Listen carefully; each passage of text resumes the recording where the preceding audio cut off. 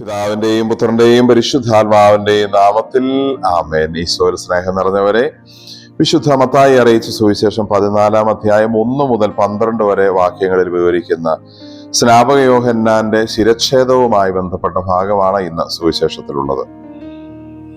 ഹെറോദേസിനെയും സ്നാപക യോഹന്നാനെയും കുറിച്ച് പ്രത്യേകിച്ച് ഈ സുവിശേഷം എടുത്ത് പറയുന്നത് നമുക്ക് ശ്രദ്ധിക്കാം. താൻ ചെയ്ത തെറ്റിനെ മറച്ചു പിടിക്കുകയും അതിനെ ചൂണ്ടിക്കാണിക്കുകയും ചെയ്ത സ്നാപക യോഹന്നാനെ ഇല്ലാതാക്കാൻ വീണ്ടും പാപം ആലോചിക്കുന്ന ഒരു ഹെറോദേസിനെ നമ്മളിവിടെ കാണുന്നു. സഹോദരന്റെ ഭാര്യയെ, ഫിലിപ്പിന്റെ ഭാര്യയായ ഹെറോദിയായെ സ്വന്തമാക്കാൻ ശ്രമിച്ചു. അത് തെറ്റ്.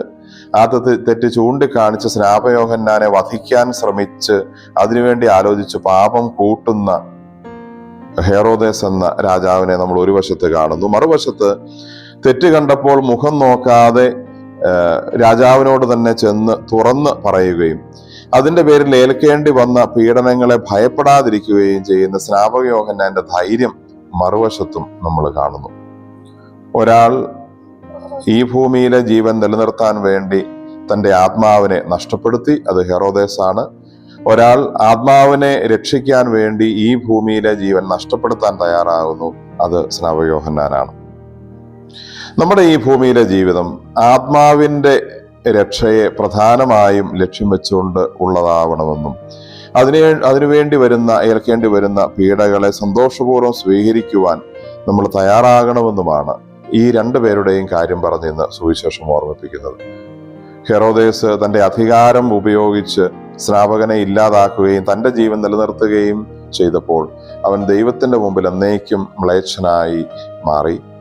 അതേസമയം ഈ ഭൂമിയിലെ ജീവിതം അല്ല പ്രധാനം, മറിച്ച് സത്യത്തിനും ദൈവത്തിനും വേണ്ടി നിൽക്കുകയും അതിനുവേണ്ടി മരിക്കേണ്ടി വന്നാൽ പോലും, സഹനങ്ങൾ പീഡകൾ ഏൽക്കേണ്ടി വന്നാൽ പോലും അതിനെ ഗൗരവമായി എടുക്കാതിരിക്കുകയും ചെയ്ത സ്നാപക യോഹന്നാൻ ദൈവത്തിന്റെ മുമ്പിൽ ഈശോ തന്നെ പറയുന്ന പോലെ സ്ത്രീകളിൽ നിന്ന് ജനിച്ചവരിൽ ഇവനേക്കാൾ വലിയവനില്ല എന്ന് പറയുന്ന വിശേഷണത്തിന് അർഹനായ വ്യക്തിയുമായി മാറി.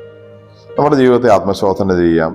നമ്മൾ ചെറിയ ചെറിയ കാര്യങ്ങളോട് കോംപ്രമൈസ് ചെയ്ത് ദൈവത്തിന്റെ മുമ്പിൽ വിലയില്ലാത്തവരായി മാറുന്നവരാണോ, അതെയോ സത്യത്തിനും നീതിക്കും വേണ്ടി നിലനിന്ന് ദൈവത്തിന്റെ മുമ്പിൽ വിലയുള്ളവരും അതിനുവേണ്ടി വരുന്ന കഷ്ടപ്പാടുകളെ, പീഡകളെ, സഹനങ്ങളെ സന്തോഷപൂർവ്വം ഏറ്റെടുക്കാൻ തയ്യാറാകുന്നവരുമാണോ? ഏത് ജീവിതത്തിനാണ് നമ്മൾ ആത്യന്തികമായി വില കൊടുക്കുന്നത്? ഈ ഭൂമിയിലെ ജീവിതത്തിനാണോ, സ്വർഗത്തിലെ ജീവിതത്തിനാണോ? നമുക്ക് പ്രാർത്ഥിക്കാം.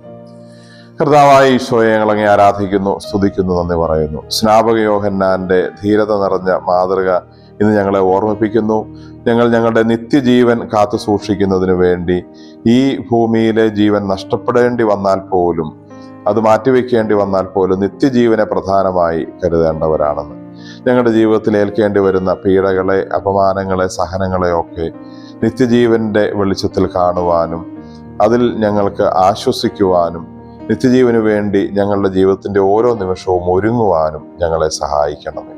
നമ്മുടെ കർത്താവ് ഈശോ മിശിഹായുടെ കൃപയും പിതാവായ ദൈവത്തിന്റെ സ്നേഹവും പരിശുദ്ധാത്മാവിന്റെ സഹവാസവും നാം എല്ലാവരോടും കൂടെ ഉണ്ടായിരിക്കട്ടെ, ഇപ്പോഴും എപ്പോഴും എന്നേക്കും. ആമേൻ. ഈശോ മിശിഹായ്ക്ക് സ്തുതിയായിരിക്കട്ടെ.